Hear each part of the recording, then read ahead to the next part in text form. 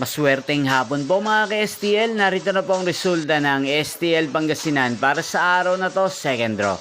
April 4, 2025, araw ng Biyernes.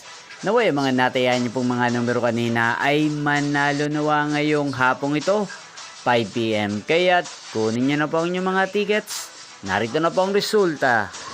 Ang mga numerong nanalo sa STL Pangasinan ngayong hapong ito, April 4, 2025. 5 PM, second draw result, 36 at 5 in exact order. Sa lahat po ng dumaya kanina sa STL Pangasinan para second draw ng 36 at 5. Congrats po sa inyo, panalo po kayo. Again, 36 at 5. At ngayong hapong ito sa STL Pangasinan, natin pong i-shoutout si Kuya Fritz ng Pangasinan, na lagi din pong nakanonood sa channel na to. Shoutout po sa inyo, Kuya Fritz. Sana po'y manalo na ang mga numerong tinatayaan nyo sa STL Pangasinan. Sana'y nasa mabuti po kayong kalagayan.